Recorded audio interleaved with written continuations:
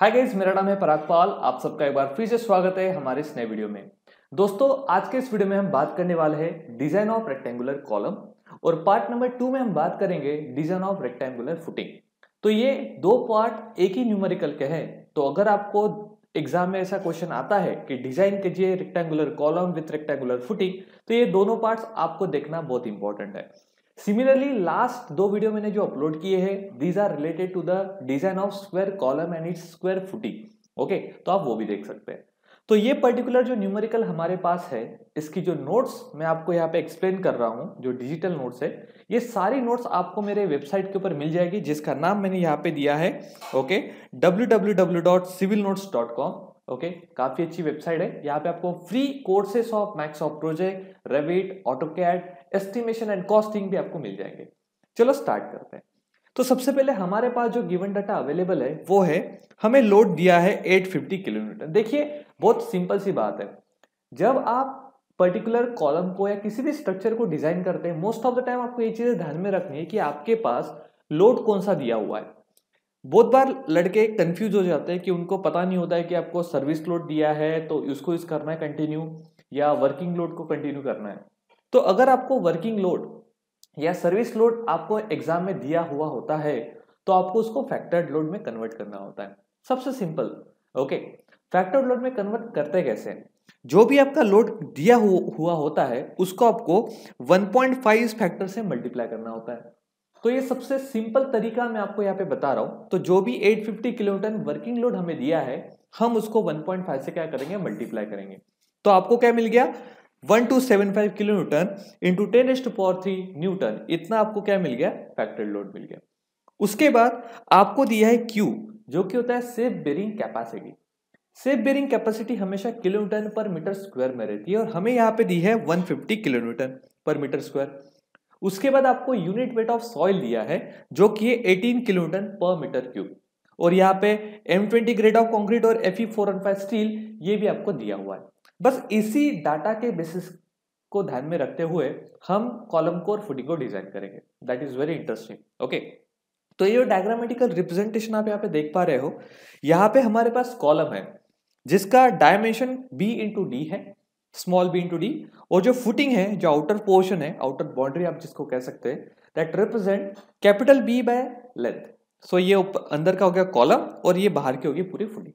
Okay, so now सबसे step number 2 हम बोलेंगे। स्टेप नंबर 1 हमने यहाँ पे कर दी कि हमने क्या निकाला, फैक्टर्ड लोड निकाल लिया। Now let's do the calculation of size of column. कि हमें यह आइडेंटिफाई करना है कि भाई साहब हमारा साइज ऑफ कॉलम होगा क्या।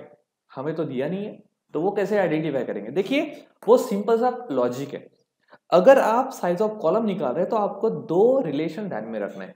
First of one is the ASC, area of longitudinal reinforcement, मतलब main reinforcement, is equal to 1% of gross area. मतलब जितना भी एरिया आपके कॉलम का है, उसका 1% क्या होगा, आपका एरिया ऑफ लॉन्गिट्यूडिनल रेनफोर्समेंट होगा। तो अगर मैं इस रिलेशन को सेटिस्फाई करता हूं इनडायरेक्टली, 1% को हम कैसे लिख सकते हैं, 0.01। ओके, तो ASC इज नथिंग बट, मतलब area of longitudinal reinforcement is equal to 0.01 of AG। तो ये आपको मिल गया, राइट? एक आपको रिलेशन मिल गया। सिमिलरली एरिया ऑफ कंक्रीट मतलब क्या हो गया, ग्रॉस एरिया में से, ग्रॉस एरिया मतलब क्या, स्टील कंक्रीट दोनों मिला के। तो ग्रॉस एरिया में से अगर ये स्टील वाला एरिया, मतलब area of longitudinal reinforcement he minus कर दूं, तो आपके पास एरिया ऑफ कंक्रीट बचेगा। तो AC इक्वल्स टू क्या हो जाएगा, AG माइनस ASC।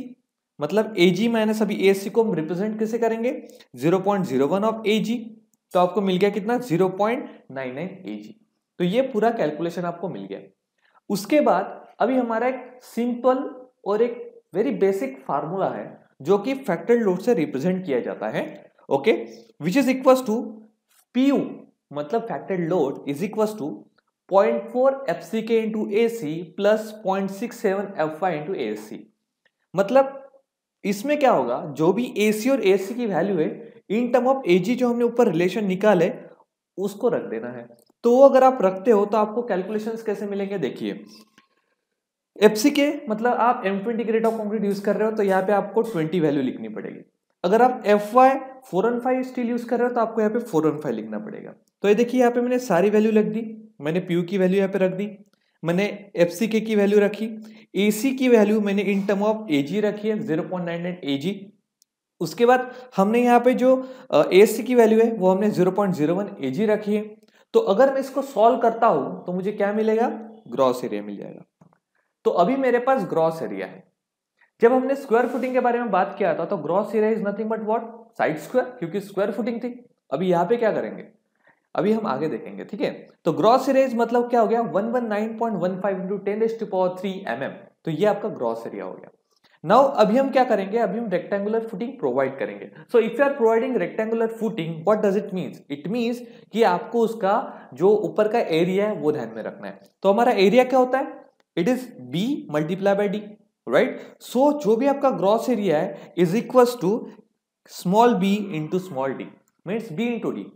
तो आपके पास एजी तो है, और हम अज्यूम करके चलते हैं कि भाई साहब हम कॉलम की जो विड्थ है वो 300 mm मान के चलते हैं। लेट्स कंसीडर कि 300 mm हमने कंट्रीब्यूट कर ली। सो आपको डी मिल जाएगा, राइट। सो डी आपका आया 397.16। अभी ये जो वैल्यूज आती है ये प्रोवाइड करने में काफी कॉम्प्लिकेटेड होती है, ठीक है। सो हम इसको राउंड अप करके एक बड़ी वैल्यू रख देंगे, let's consider as a 400 mm। तो हमारा डायमेंशन ऑफ कॉलम हमें मिल गया which is equals to B is equals to 300 and D is equals to 400। So यहाँ पे आपको स्टेटमेंट लिखना पड़ेगा that thus provide size of column as 300 by 400 mm, ठीक है। तो ये प्रोसेस होती है कॉलम के साइज निकालने की, that is very simple. Now second one is, अभी मेन रेनफोर्समेंट भी तो निकालना पड़ेगा। तो मेन रेनफोर्समेंट कैसे निकालते हैं, उसके लिए सबसे पहले आपको यहाँ पे ध्यान में रखना है कि रिप्रेजेंटेशन एसी को हम as a design of longitudinal reinforcement कहते हैं। सो इसका जो फार्मूला है that is PU is equals to 0.4 FCK AC plus 0.67 FY into AC। Same formula, हमने कोई चेंज नहीं किया। लेकिन जो चेंजेस होने वाले हैं, हमने क्या किया था, ऊपर जब हमने इस सेम फार्मूले में जो वैल्यू रखी थी AC और ASC की इन टर्म ऑफ AG रखी थी। अभी हम यहाँ पे हमें निकालना है ASC, तो हम यहाँ पे क्या करेंगे, इन टर्म ऑफ ASC की वैल्यू रखेंगे। तो देखिए हमारा रिलेशन ग्रॉस एरिया मतलब area of concrete, okay, area of concrete और एरिया ऑफ मेन रेनफोर्समेंट। तो हम क्या करेंगे, हमें इन टर्म ऑफ एसी रखना है। तो पहले एसी के फॉर्मेट में एजी माइनस एसी हो गया, और एजी इक्वल्स टू ऑलरेडी हमारे पास है capital B small B into D, जो हमारे पास ग्रॉस एरिया है। तो हम क्या करेंगे, यहां पे ये सारी चीजें इसमें रख देंगे, ठीक है। मतलब क्या, 0.4 एफसी के एसी मतलब हो गया AG minus AC plus 0.67 F Y into AC. तो इसमें बस आपको इस पर्टिकुलर फंक्शन को चेंज करना है। एजी को हम रख देंगे बी इंटू डी माइनस ए सी, और सारी वैल्यू आपको इसमें पुट करनी है। तो बी की वैल्यू हमारे पास है, डी की वैल्यू हमारे पास है, ए सी की नहीं है, एफ वाई की हमारे पास है, ए सी की फिर से नहीं है, और पी यू की वैल्यू हमारे पास ऑलरेडी है। तो आपको एरिया ऑफ मेन रेनफोर्समेंट यहाँ पे मिल गया 1166.45 mm²। बट बात यहाँ पे आके रुक जाती है कि एज पर IS 456 क्या आपकी सारी वैल्यू सेफ है। तो IS कोड 456 ये कहता है कि आपको मिनिमम एसी और मैक्सिमम एसी चेक करना चाहिए। तो let's check for the minimum AC and maximum AC, ठीक है। तो मिनिमम एसी जो होता है ये 0.8% ऑफ ग्रॉस एरिया होना चाहिए, ऐसा आपका IS कोड कहता है। और मैक्सिमम जो होता है वो 6% से ज्यादा नहीं होना चाहिए ऑफ ग्रॉस एरिया। तो अगर मैं यहाँ पे 8% ऑफ एजी, मतलब क्या, स्मॉल बी इंटू डी, जो हमने रेक्टेंगुलर डायमेंशन निकाला है, तो 0.8 B into D is equal to 960 mm² मेरा आ रहा है। तो ये पर्टिकुलर वैल्यू, इस पर्टिकुलर वैल्यू मतलब this value and this value, ये 960 1166 से कम है, okay. It means we are okay, our this minimum criteria for the longitudinal reinforcement is safe. Now let's go for the maximum one. तो यहाँ पे 6% of BDM में निकालेंगे, तो वो कितना हो गया आपका 7200 mm²। तो ये 7222 mm², it is greater than 1166। It means you are okay, your design is safe till the point of the maximum. इसका मतलब ये जो AC आपका है, this AC is lies, just wait a minute, okay. ये जो आपका AC एक पर्टिकुलर एरिया में लाई कर रहा है, मतलब क्या कि जो आपका 1166 है 0.45 इज लेस देन दिस 7200, मतलब मैक्सिमम AC, और that is greater then minimum AC, जो कि आपका 960 mm आया है। तो अगर ये कंडीशन आपकी सेटिस्फाई हो जाती है, इसका मतलब आपका area of longitudinal reinforcement safe है। नाउ हम बात करेंगे, तो यहां पे हमने लिख दिया 10 we will provide the AC of 1166.45 mm²। Now अभी हमें यह भी तो ध्यान में रखना पड़ेगा कि हम बार कितने प्रोवाइड करेंगे, राइट? तो let's do the work on bar, क्योंकि देखिए आपको एरिया तो मिल गया, अभी आपको यह भी बताना पड़ेगा कि आप बार कितने प्रोवाइड करने वाले हो। तो हम मान के चलते, let's consume that we are going to provide 8 number of bars, हम 8 बार्स प्रोवाइड करेंगे। तो अगर मैं 8 बार प्रोवाइड कर रहा हूं तो मेरा सिंपल फार्मूला है AC equals to number of bar, okay, into pi into diameter square by 4। तो AC मेरे पास ऑलरेडी अवेलेबल है 1166, यहाँ पे मैंने रख दिया। नंबर ऑफ बार में 8 प्रोवाइड करना चाहता हूं, मैंने वो भी रख दिया। पाई बाय 4 इंटू डायमीटर का स्क्वायर मेरे को निकालना है, तो डायमीटर यहाँ पे निकल जाएगा, कितना है 13.62, तो हम इसको बोलेंगे 16 mm। तो ये जो 16 mm है that is what we are providing diameter of longitudinal reinforcement, okay ना। उसके बाद हम यहाँ पे स्टेटमेंट लिख देंगे कि हमारा जो मेन, मतलब यहाँ पे आपको मैं डायग्रामेटिकल रिप्रेजेंटेशन से बता भी सकता हूँ कि ये जो मेरा कॉलम है, okay, let's consider a rectangular column because we in the rectangular footing, rectangular designing. तो 1 2 3 4 5 6 7 8 इस तरीके से मेरी अरेंजमेंट हो सकती है, ओके। तो ये मेरा एक पर्टिकुलर स्टेटस है for this particular design of column.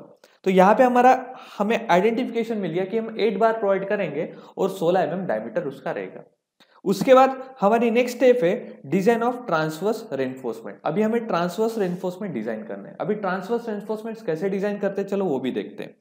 तो सबसे पहले हमें क्या करना है, यहाँ पे डिजाइन ऑफ ट्रांसवर्स रेनफोर्समेंट को हम लिंक और लैटरल टाइज कहते हैं, ठीक है। तो सबसे पहले आपको डायमीटर ऑफ लिंक निकालना है कि डायमीटर ऑफ लिंक किस तरीके से होता है, क्या होता है। तो diameter of link is equal to 1/4 of main reinforcement आया जो कि आपका 16 mm आया है, उसका 1/4 करो 4 mm या फिर 6 mm। तो दोनों में से जो भी आपका मैक्सिमम रहेगा वो आपका डायमीटर ऑफ लिंक रहेगा, मतलब आपको 6 mm का डाया प्रोवाइड करना है।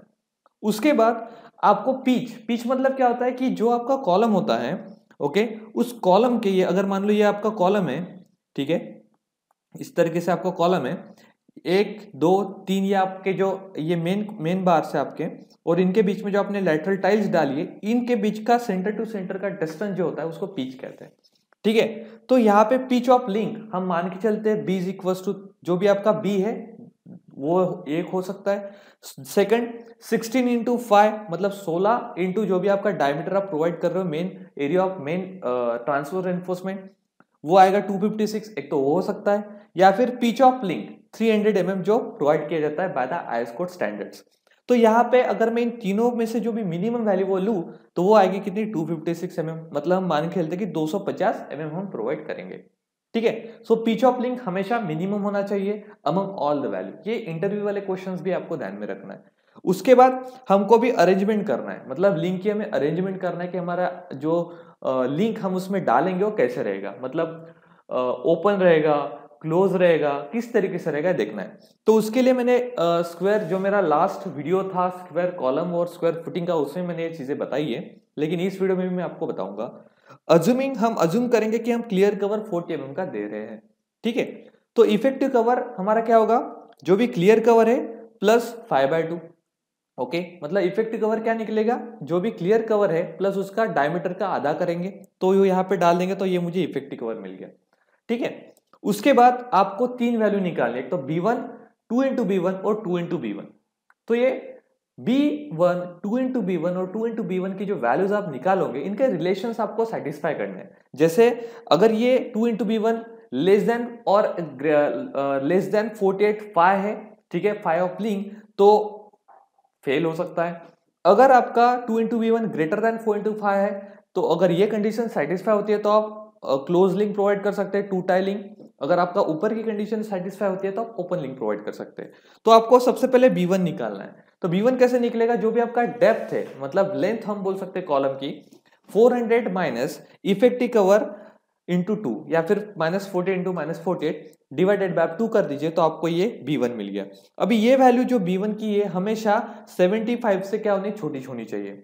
अगर ये कंडीशन नहीं है तो आपका स्टेटस यहाँ पे फेल हो जाएगा।